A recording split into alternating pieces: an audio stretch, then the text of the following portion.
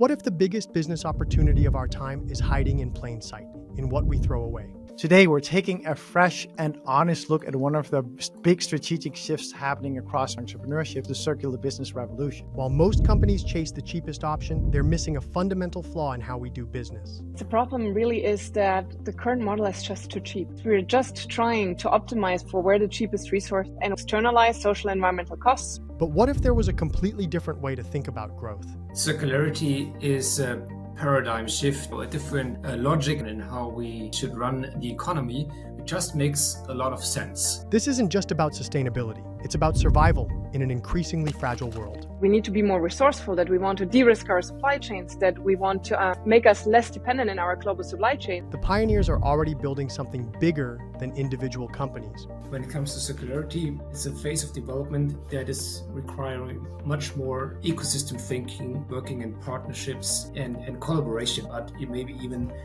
down the chain much more with multiple stages of the value chain. The question is, will you be part of the revolution? It's an open call for people to actually join forces. We all need to play our role of okay, let's be part of this. Let's create some great change of the way we are creating business. Discover how the smartest founders are turning waste into their greatest competitive advantage. Join us for this episode of the EUVC podcast. Before we start the show, a quick note. If you're building or running a fund, you know it takes the right partners. At EUVC, we only work with sponsors we truly believe should be part of your tech stack. Please do take a moment to hear about them. And if you do, reach out, mention EUVC. It's the best way you can support what we do. Thank you so much. Starting off, HSBC Innovation Banking. If you're a founder, a scale-up, or a VC, you need a bank that actually understands your world. HSBC Innovation Banking backs innovation globally, from seed to IPO. And if you ask me, a strong banking partner like HSBC belongs in your stack. If your portfolio companies are scaling, they need infrastructure that won't slow them down. Google Cloud Starter Program offers $2,000 to $350,000 in credits, plus technical support to build better and faster. It's a key boost every fund should bring into their ecosystem, and oh my God, are we thankful to be partnering with them. Now, legal is a space you cannot lag on. Legal needs to move at the speed of venture. Goodwin's team has decades of experience with startups and funds. They're trusted at every stage from formation to exit. Goodwin definitely is a legal partner every serious manager should have in their stack. For Luxembourg-based VC, PE, and fund-of-fund managers, modern funds means going digital. Fundcraft gives you a full-service, digital native platform built for today's European managers. It's a must-have if you're scaling smart. So we all hear about the Middle East. How about you go there? From AI to deep tech to sovereign fund, SkyTech in Dubai is where global future of tech gets negotiated. It's not just a conference, it's where East meets West, capital meets innovation, and the bold set the agenda. If you're playing on the global stage, join us going to SkyTech this year. If you're gearing up for your next fundraise and want a placement agent who truly understands emerging managers, reach out to C Funds. They're a boutique placement agency that has helped GPs across Europe raise capital from top-tier LPs. We've been on the other side of the table here. They are actually good ones to work with. So I do urge you to go to cfunds.io to go and check them out. And hey, before you go, if you're looking to discover startups, raise capital, or connect with innovation leaders, do check out dealflow.eu, the EU-backed platform bridging founders, VCs, and corporates. There's no better place to find the startups that have received significant funding from the European innovation ecosystem. This was their finest hour. Tear down this wall. It's more than just an alliance. This is a union of values. Let's start acting. This show is not investment advice, and the hosts of this episode may be invested in the funds and companies featured. Welcome back, my dear friends. This is another episode of the EUVC podcast. I hope by now would you consider your community-powered backstage pass into European venture. Today, we're taking a fresh and honest look at one of the big strategic shifts happening across venture and entrepreneurship, which is, of course, the circular business revolution. For that, of course, I have my dear friend and co-host for these episodes, Enrique Alvarado Habluchel. His name still manages to fuck up my tongue. He's a partner at G Impact Capital, of course, and as I said, our dear co-host for this. We're also joined by Julia Binder, IMD professor and director of the Center of Sustainable and Inclusive Business, and Manuel Braun, And they are both the authors of the book, The Circular Business Revolution, a practical framework for sustainable business models. So while it can be sometimes a little bit difficult to get concrete and into the nitty-gritty of this special topic of circularity, sustainability, impact, all of these things, if there are any that can do that, I guess it's our two guests today. Welcome, Julia. Welcome, Manuel. Thank you so much. We're really delighted to be here with you. Thanks for the invitation. Of course, of course. Enrique, I know that you're good friends of the two here and super excited to bring them on. Could you put a few words why you had this excitement? Of course. Thank you very much to all of you for being here. I think it's really a pleasure for me to open up this discussion with the audience and with people in general to hear from the first hand about what's going on in circularity, especially for venture capital, especially for ventures. It's the field where I feel very comfortable because I have people who know a lot about this and who are building it through examples. And they even have a book that is, for me, honestly, a great framework to put things together. I have it here, by the way, and I have my notes and everything. So let's start that with, I've been listening to Julia's courses. With Manuel, we've been in discussion. So I couldn't think about anyone else to really give us an idea of what is going on right now in circularity in Europe in terms of venture capital and ventures than anyone than them. Let's start with a big question. Why is 2025 a turning point for circularity? And what makes this moment different from past sustainability hype cycles? What we're seeing right now is very different from everything that we have seen before. We see at the same time sustainability and AI disrupt almost the entire workforce, the entire venture space as well. And I think what we're seeing right now is that the topic itself, let's say circularity, may still be difficult to grasp for many. But the concepts, meaning that we need to be more resourceful, that we want to de-risk our supply chains, that we want to kind of make us less dependent in our global supply chains, I think this is something that now really strikes a chord. This is where everybody who is mindful of what is going on right now understands the importance of future-proofing your business. And I think one of the things that we've been diving very deep into, and also with the book, is about this notion of how do you understand your signals for change? What is going on for your respective industry? And if we look across industry, there's so much going on, and I'm sure Manuel, he will dive deep on some of these developments. But from a bird's eye view, we have disruption. Circularity can be an answer to that disruption. And I think maybe just to also say one more word, how we interpret circularity and sustainability, to back us back just a little bit. I think the importance here is that we see it as a means towards an end. So we see circularity as a means towards better business, more profitable business, but obviously also more sustainable business. And I think for the longest time, we have been striving or have been trying to position sustainability and circularity as an end in and of itself. And I think what we're seeing now is it's a very powerful enabler. And this is where I believe we now see much more traction. And before I hand over to Manuel, circularity, how we understand it is, we're moving away from these linear economies where we make, waste, we use a lot of resources, we waste a lot of these resources as well, towards more of this closed loop approach where we see actually waste as a resource. And this should already be an interesting business case for most in the space, because it clearly says there is some money to be made and there's a massive business opportunity. And I think this is what we're seeing as well. Maybe to add to that, for me, circularity is a paradigm shift, a different logic and pattern in how we think and how we should run the economy. It just makes a lot of sense. For me, eventually it will replace the linear economy. What makes me optimistic is that we see more and more signs that it's working and that it is just a better way of running the economy. So we see more and more signs, for example, that circular business models, they are quite successful. If you take resale or e-commerce, quite a big trend, right?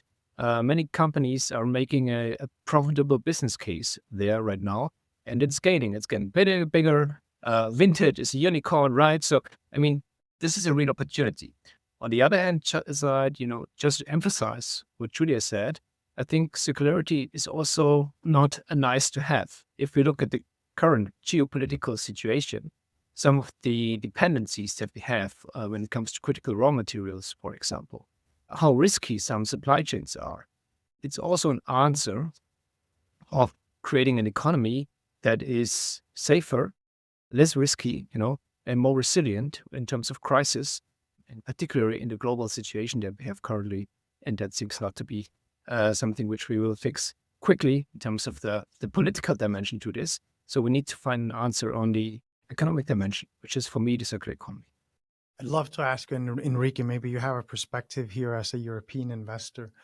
Julia, you put it super well when you said that we've kind of moved over these past years, or in this cycle, moved from the moral and the hype, I don't think you used exactly those words, but that's at least how I would put it, to real value props around reducing waste and supply chain resilience and so on. I'd love to ask you about Europe in this context, because especially the supply chain resilience part is, of course, something we learned through COVID. And it's one thing that we're seeing everyone onshoring or taking production back and everything because of circularity. And yes, we do so, or less waste and more thoughtful production processes. Yes, that's part of it, but it's definitely also because of the resilience of the supply chain and flexibility and so on. Could the three of you talk about the role of this and how much everything is being described and this is actually the lead over circularity, or is it just a marriage of two concepts now that kind of makes it all make sense in a better way than what some people might call the past hype cycles? I think you put it really rightly. I think one of the things that is super important is that in the past, we tried to position circular economy as a response to sustainability issue. And it is, and it's great. However, what we realize right now, it's also a response to many of the economic issues we're facing. And by the way, it's one of the only concepts in the sustainability space that does so. Because most of the time when you look at sustainability, it basically means that there is this problem of economic growth and environmental impact. And there are very, very few solutions and answers out there. And the circular economy caters to both worlds. It caters to very much a business mindset. Right? So if you're really only in there to make money and to make better business, circularity is for you. And if you're in there to save the planet and to pass on something that is valuable to your children, circularity is for you. So I think this is what really helps us now. This realization that this caters to both worlds is what makes it so appealing and so interesting right now.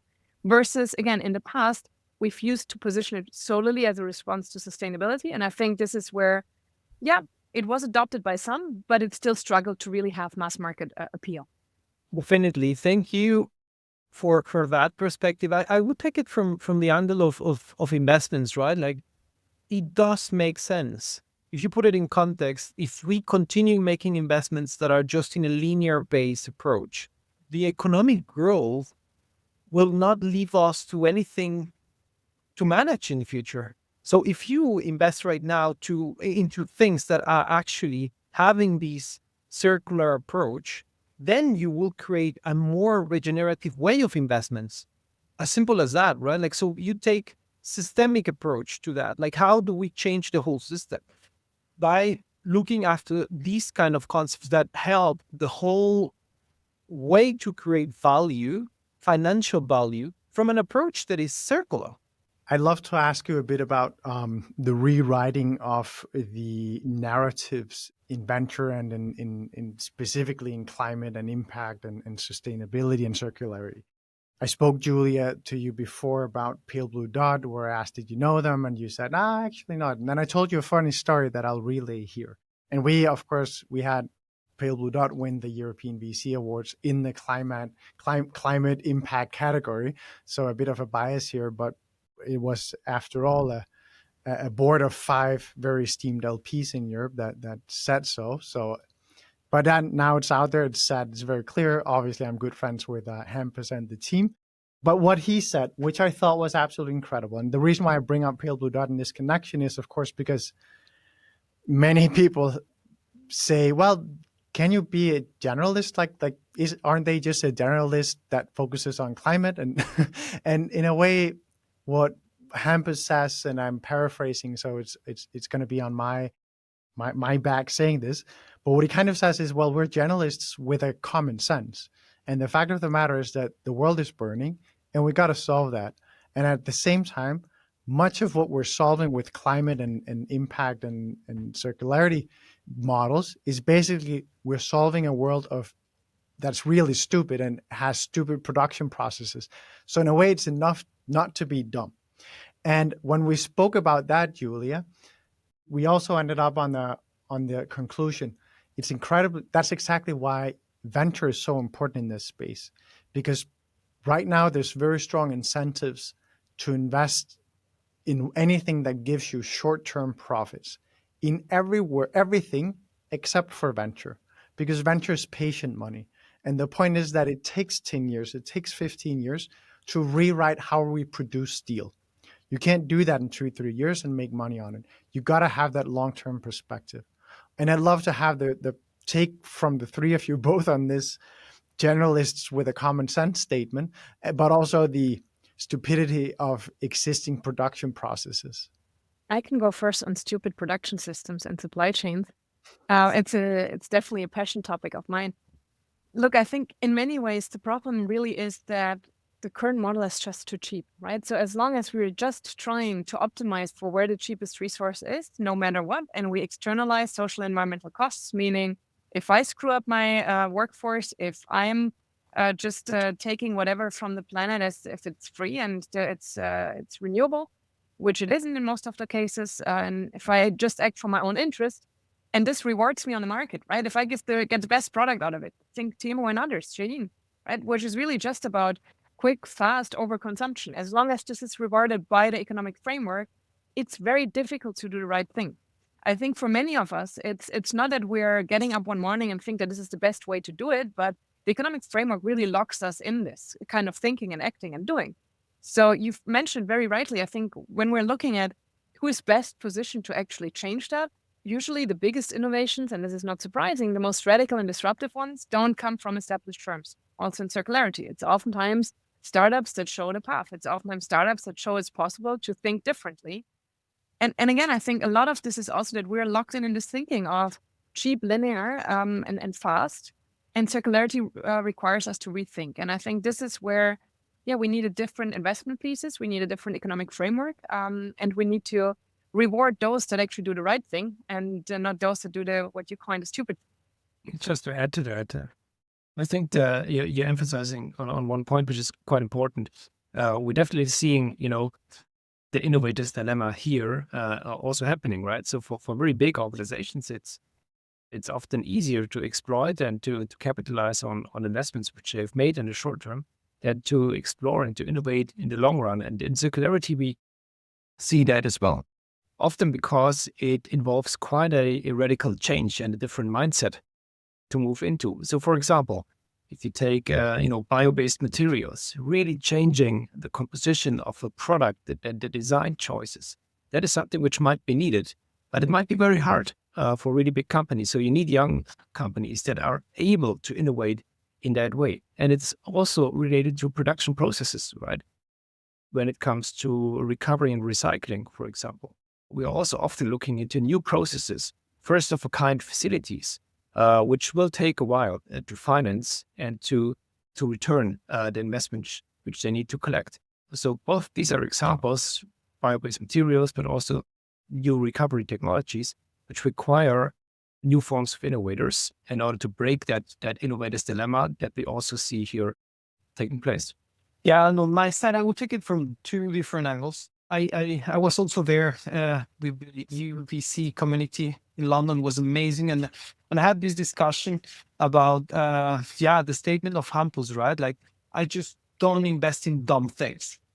It's so clear, right? Like I think I can recall to that as a way to see how we behave, how we consume. I don't buy dumb things, right? Like, so I'm not part of that, and I should also every individual be part of something that you believe, not on the way that there's no consciousness, but being at least aware. And then the other one, through these discussions also, I was having a discussion with Andreas Munk from Prototype, right? Like, everything seems impossible until someone simply does it. Yeah, Michael Jordan and every sportman is doing it, right? Like, it makes it look simple after they try. But then you need more people engaged to say like, well, it was not so simple, but we did it. But it is possible, right? Let's go to another part that is perfect around everything is impossible until someone does it. Let's talk about founders and the most common business model archetypes that you see founders adopting, and where the execution lies in this, where the execution trouble lies in this.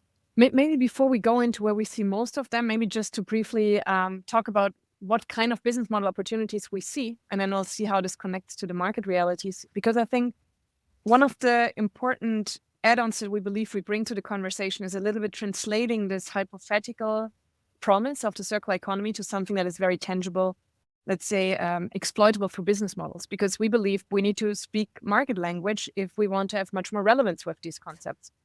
And I think so we see a couple of these. We coin them optimizing resource use.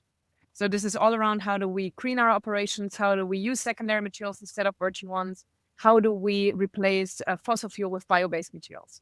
This is oftentimes an entry into the circular economy, into circular business models, but obviously it's an important one. It's minimizing harm. How do we, even if we don't change our entire production or business models, how do we minimize harm? There is a lot happening also on the startup side. One of my favorite examples that I always give is a company called Daiku, right? Daiku is a chemical textile. It's a textile dyeing firm, and it's a startup. And basically what they invented is a process by which they can dye textiles chemical and water-free. If you look at the textile supply chain in the life cycle, this is actually one of the most unenvironmentally friendly steps, is the dyeing of textiles, because you use a lot of chemicals, a lot of water, and to top things off, you release them in local waterways, which is polluting then local communities. So they developed this process by which you can dye these textiles chemical and water-free, which is obviously, mind-blowing and easy, right? So in a sense that easy that everybody would buy into this. There is a real business case for that. So that would be the optimizing resource use one. We then talk about capitalizing regeneration. How can you actually make money with regenerative processes like agriculture, for instance? We talk about monetizing extended product lives. Here, Manuel is really excited about this one. It's really this question, how do we make business sense out of repair, upgrade, modularizability, remanufacturing, right? So these are the aspects that really, really come into play here, which make, again, they seem obvious, but they're very difficult to monetize. Then the one that I'm most excited about is valorizing waste. So how can we actually capture value from waste? This is where I believe we also see most on the startup scene happening.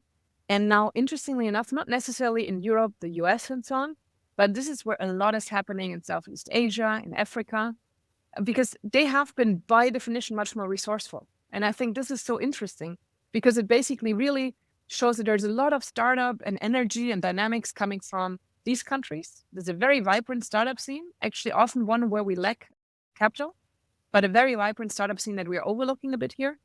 But a lot is happening there. And really this question, how do I make just much more money out of waste, which I think makes a lot of sense. And thereby obviously circulating these resources. And then the last one, which is a bit of the end goal of sustainability and circularity, is how do we shift from ownership to access? How do we offer servitization models? And thereby really we disentangle economic growth from environmental impact, because we offer the product as a service instead of selling them off. And if you think about it, it makes a lot of business sense, because you want, in a world that is increasingly resource constrained, you want to have access to resources. And servitization models allow you to keep them in cycles and have access to these. And then it makes much more sense to extend product lives and to invest in design for reassembly and disassembly. I think it's important that we try, as you can already hear from the framing, that we connect it to a business model, right? We don't say extended product lives, because where's the business case? But monetizing extended product lives, there's a business case. You can make money with that. And we see particular startups being extremely creative in finding ways to monetize that as well. Just like structurally, next to these business model archetypes and patterns, there's one area where a lot of innovation is also happening, which is on the enabler side. I would say almost like the backbone to circularity. This is a field where many, young innovators are going into. For example, can be digital product passports and everything that has to do with, track and trace, because you need to create circular material flows. You need a circular information flow. So you need a layer of information that allows you to connect to the products when it's in use or end of life, to understand where does the material come from, all of that. So this is an important dimension to innovate. There's lots of things happening. Also, analytics for example, remote sensing, so that you're able to repair devices by not being on site, or to optimize based on the data that that products are generating. All of this. So this is back-end innovation that is helping others. Or white label solutions, right? I've brought up the example of resale already.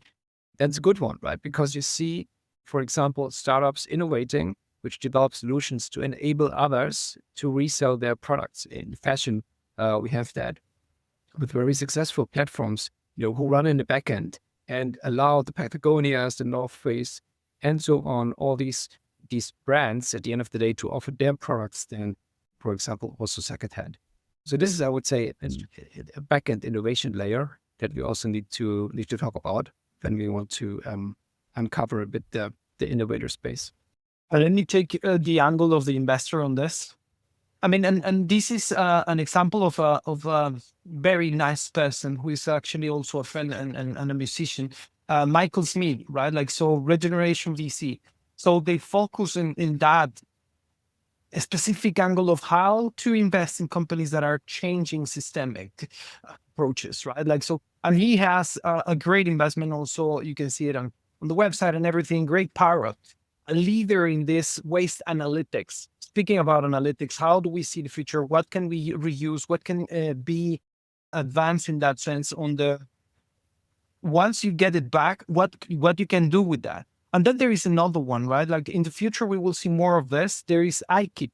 iKeep, what does is really a solution for taking back any kind of specific products in the luxury brands right now, but then it will go over and over to other different industries, right? Like specialized right now in everything that is usable. So as us consuming, but in the future, it will more for even houses, offices. Like it is a retake solution for all e-commerce places too. So there is examples and investable projects. There is things moving. It just takes time. Julia and I, we what we do is also be partner with the leading networks on circularity that we see more and more coming up in Europe. These are very impressive organizations. For example, the Ellen MacArthur Foundation, more based in the UK, or Circular Republic, which is a network here in Germany.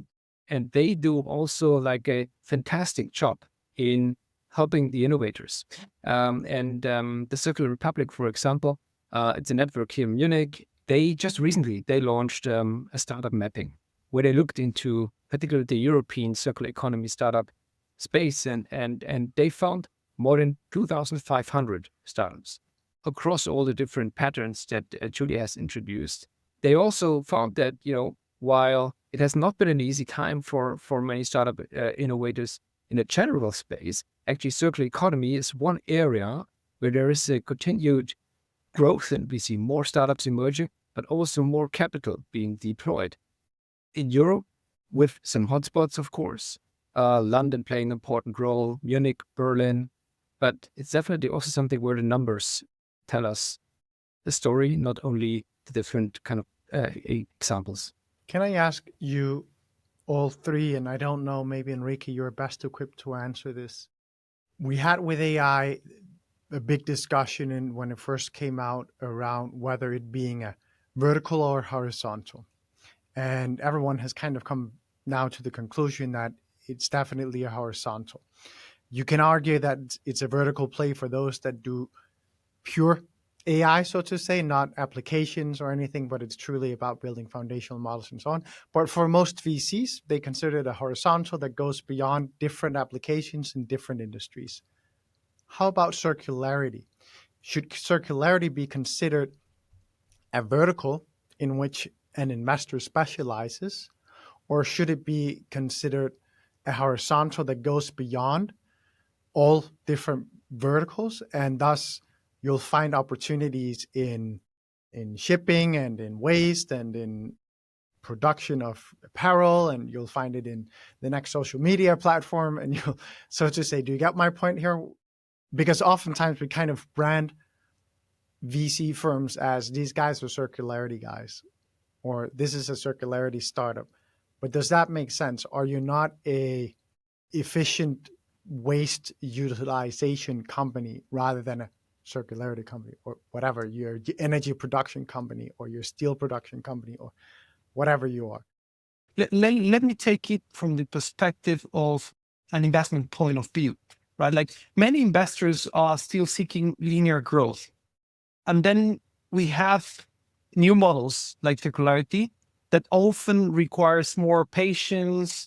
They require ecosystem building. They require multiple players, like corporations, innovators, different people combining in the same kind of structure to keep it growing.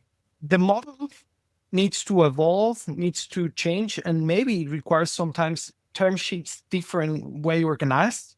But it is definitely, I see it as a kind of horizontal change on the way we are making investments.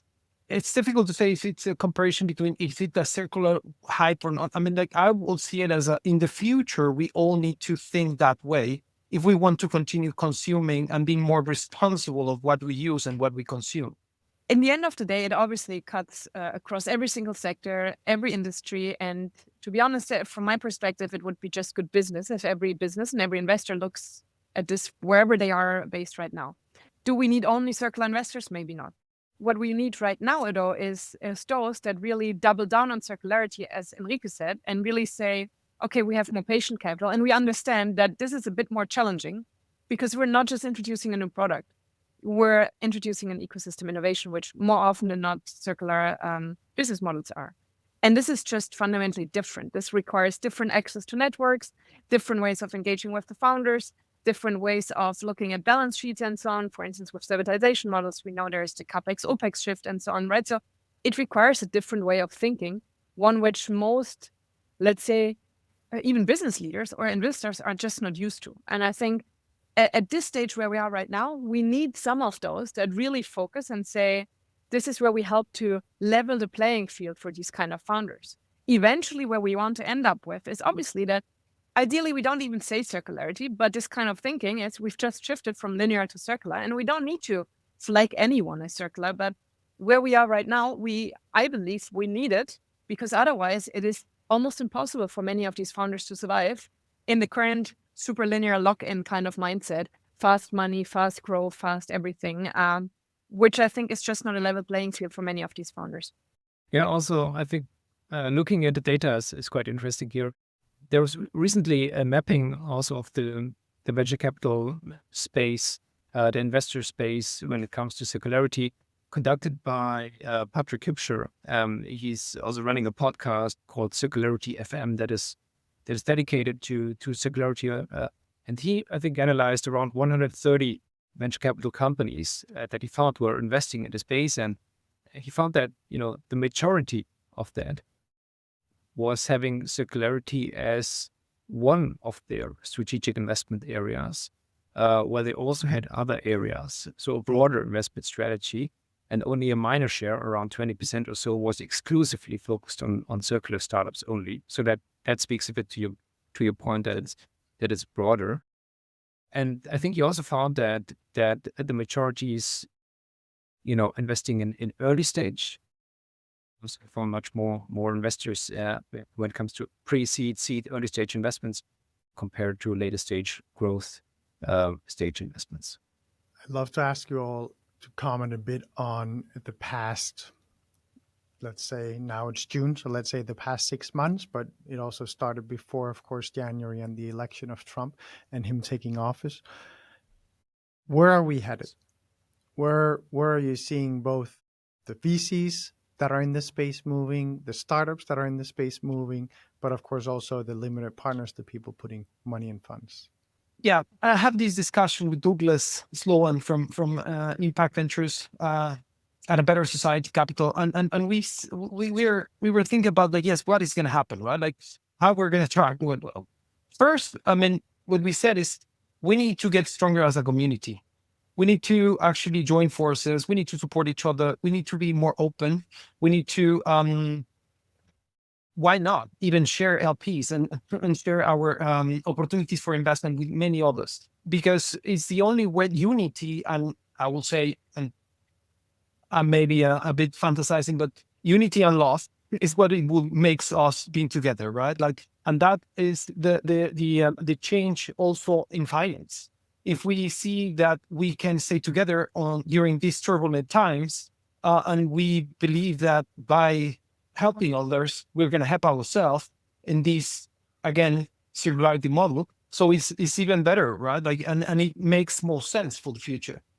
Maybe from my perspective, I think we're seeing why do we feel that we're living in turbulent times? I think what we're seeing is three fundamental disruptions. One is the geopolitical one that you've mentioned with Trump and co, but it's not just Trump. There are others that are helping to create a lot of anxiety and confusion right now and uncertainty. So it's geopolitics, it's AI, right? There is a lot of uncertainty and hype, both. I mean, there is opportunity and fear. And then there's sustainability, which has been, to be honest, in the last 6 months, almost in the background. It's because of the other two that have been so loud and so vocal and so visible. I think we've lost a little bit that, by the way, we do have an existential crisis as well. So I think these are the three fundamental transformations that we're seeing. And again, also with sustainability, it always goes through hype curves. And currently we don't have a hype. Let's be very frank and honest. So if you ask me for founders and investors, I see a massive hype around AI, which almost overshadows all the rest. So I have friends that teach entrepreneurship and they're like having all these startups coming out of university. I used to be one of those, so I still have a lot of connections there. 95% is an AI startup of sort, right? So it really has AI front and center and some kind of AI solution. So I think we will, honestly, this hype will continue for a while, just like with digital and so on. It just is something that is very, let's say, tangible for many founders. This is where the youth gets very excited about, and then investors get very excited about because you can optimize, increase efficiencies, and so on. I think where circularity now comes in, and this is, I think, where we see now also some sort of a trend or hype, is again not under this term circularity, but under this term of resource access. Something is happening. We're now witnessing with the geopolitics. You mentioned all started with COVID, which is absolutely right. But then it was magnified through, let's say, the sustainability sphere. And now it's really the geopolitics. I mean, if you've seen the article around China reducing access to certain minerals and material, and the response was that Germany and other countries had to reduce their production because they don't have access to resources, suddenly we're talking. I would still say, I think here we do see startups. Manuel mentioned a lot of the data here. It doesn't witness the same hype as AI. Again, we're talking about much more complex and a systemic issue where fast money and fast solutions are just not as easy as, let's say, AI, where I have a linear tech solution to a problem, right? So I think it's still much more complex, but it's there. It's connecting to these other trends. It will take more time, but I see that this is coming and it will play out in the future much more strongly. Yeah, maybe a third lens adding to that. I believe where we're heading when it comes to circularity is it's a phase of development that is requiring much more ecosystem thinking and ecosystem building, which basically means working in partnerships and collaboration. Circularity is very hard to pull off for single companies, whether big or small. I believe compared to other innovation areas, it requires more collaboration vertically. Often you need to, work very closely, not only with your supplier, but you maybe even, down the chain much more with multiple stages of the value chain, and also much more closer towards the customer. So it's a much more integrated play when it comes to the value chains, more collaboration. But also with investors, I think it plays an important role.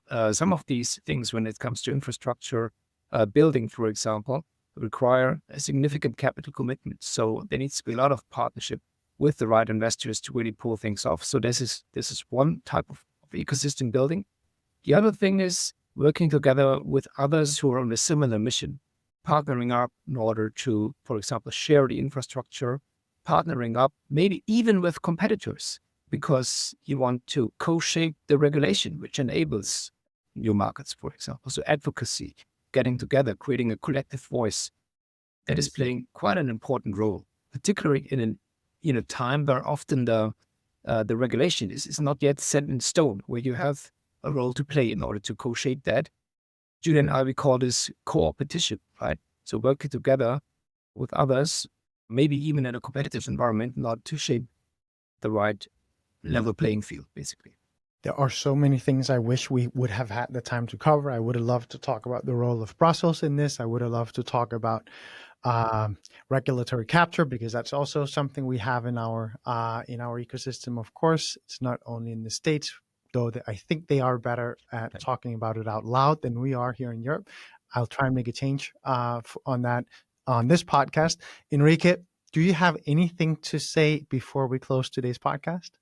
I think this is an open call to let people be part of a voice around. Let's leave the just the circularity. Of course, we are into circularity, but as we are discussing on this, there's many elements on the circularity, and we all need to play a role.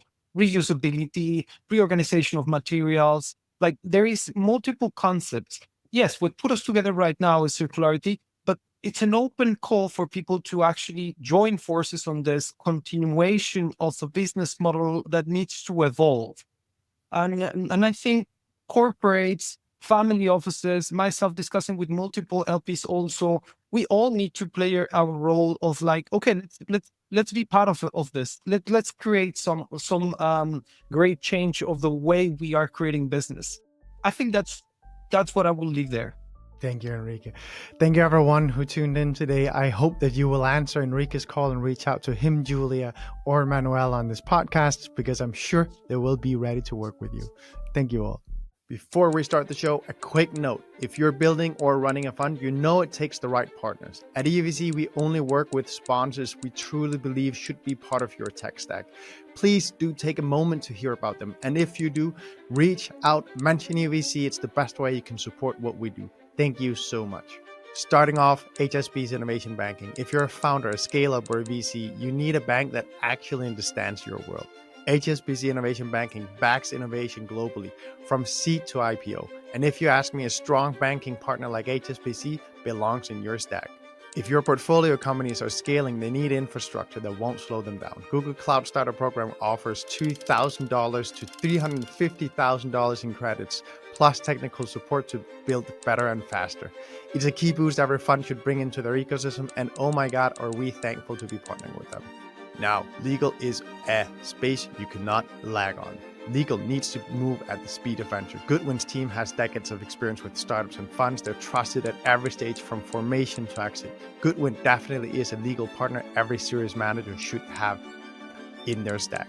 For Luxembourg-based VC, PE, and fund-of-fund managers, modern funds means going digital. Fundcraft gives you a full-service, digital native platform built for today's European managers. It's a must-have if you're scaling smart. So we all hear about the Middle East. How about you go there? From AI to deep tech to sovereign fund, Skytex in Dubai is where global future of tech gets negotiated. It's not just a conference, it's where East meets West, capital meets innovation, and the bold set the agenda. If you're playing on the global stage, join us going to Skytex this year. If you're gearing up for your next fundraise and want a placement agent who truly understands emerging managers, reach out to C Funds. They're a boutique placement agency that has helped GPs across Europe raise capital from top-tier LPs. We've been on the other side of the table here. They are actually good ones to work with. So I do urge you to go to cfunds.io to go and check them out. And hey, before you go, if you're looking to discover startups, raise capital, connect with innovation leaders, do check out dealflow.eu, the EU-backed platform bridging founders, VCs, and corporates. There's no better place to find the startups that have received significant funding from the European innovation ecosystem. This was their finest hour. Tear down this wall. It's more than just an alliance. This is a union of values. Let's start acting.